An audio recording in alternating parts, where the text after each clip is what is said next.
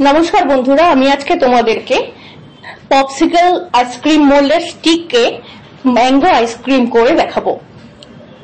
तो mango ice cream करार जे mould माने मैंगो आइसक्रीम ना आइसक्रीम करार जे मोल्ड सेटा आमी किनेछि मिशो थेके। तोमरा जेकोनो अनलाइन पोर्टाले पेये जाबे बा तोमादेर एमनि कोनो स्टेशनारि दोकाने खुঁজলেও পেতে পারো, তবে অনলাইনে থেকে অর্ডার করাটা অনেক সহজ এবং অনেক কম দামে পাওয়া যায়। তো তোমরা দেখতেই পাচ্ছ আমি দুধকে একটুখানি আঁচে বসিয়েছি গরম করার জন্য। তো দুধটাকে একটু হালকা গরম হতে দিতে দিতে আমি চলে এসেছি মিক্সারের জারে আমকে ব্লেন্ড করতে। আমি একটাই আম নিয়েছিলাম, সেটাকে কেটে রেখেছিলাম, সেটাকে মিক্সারে দিয়ে দিলাম পরিমাণ মতো চিনি। পরিমাণ মতো চিনি দেওয়ার পরে দিয়ে দেব সামান্য জল, কারণ অল্প একটুখানি জল অ্যাড না করলে ভালো করে ব্লেন্ড করা যায় না। তো আমটাকে ব্লেন্ড করার দায়িত্ব আমি দিয়ে এসেছি আমার মেয়ের কাঁধে, দিয়ে আমি চলে এসেছি দুধটাকে ফোটাতে। দুধটা বেশ খানিকটা ফুটে উঠেছে, তোমরা দেখতে পাচ্ছ। দুধকে কিন্তু খুব ভালো করে ফুটিয়ে নিতে হবে। তারপরে আমটাকে আবার মেয়ে ব্লেন্ড করে নিয়ে চলে এসেছে। আমি ওটাকে দুধের মধ্যে আমটার মিশ্রণটা দিয়ে দিলাম। এবার দুধের মধ্যে আমের মিশ্রণটা দিয়ে পুরোটাকে খুব ভালো করে ফোটাতে হবে।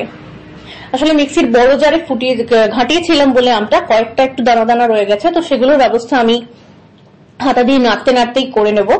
এবার দেখতে পাচ্ছ তোমরা আম দুধের মিশ্রণ বেশ খানিকটা ফুটে ওঠার পরে আমি একটুখানি খুবই সামান্য পরিমাণ কাস্টার্ড পাউডার দিয়ে দিলাম। তোমরা কর্নফ্লাওয়ারও অ্যাড করতে পারো, আমি এটাতে কর্নফ্লাওয়ার অ্যাড করিনি। আসলে কর্নফ্লাওয়ারটা অ্যাড করা হয় মোটামুটি মানে মেন কারণ হচ্ছে দুধটা তাড়াতাড়ি ঘন হয়ে যাওয়ার জন্য। আবার আইসক্রিমের ক্ষেত্রে কিন্তু খুব বড় করে ঘন করলে চলবে না, তাতে আইসক্রিম বাঁধতে চায় না। তো দেখতেই পাচ্ছ খুব সুন্দর কালার এসেছে। আমি ভাবতেও পারিনি কোন রকম অ্যাডেড কালার ছাড়া বা কোন রকম এসেন্স ছাড়া এত সুন্দর রং চলে আসবে। তো আমি নিজেই খুব হ্যাপি হয়ে গেছি এত সুন্দর রং এসছে দেখে। তো এবার আর কিছুই করার নেই, এবার শুধু এটাকে ফুটতে দিতে হবে। এছাড়া তোমরা যদি বাটিতে স্কুপ আইসক্রিম করতে চাও সেক্ষেত্রে আইসক্রিম বোল সেটাও তোমরা অনলাইনে খুব ইজিলি পেয়ে যাবে। কিন্তু আমার মেয়ে পপসিকল আইসক্রিম খেতে বেশি ভালোবাসে বলে আমি এই আইসক্রিমের মোল্ডটা কিনেছিলাম। তো কথা বলতে বলতে দুধকে কিন্তু আমি ফুটিয়ে চলেছি এবং দুধ ঘন হতে শুরু করেছে।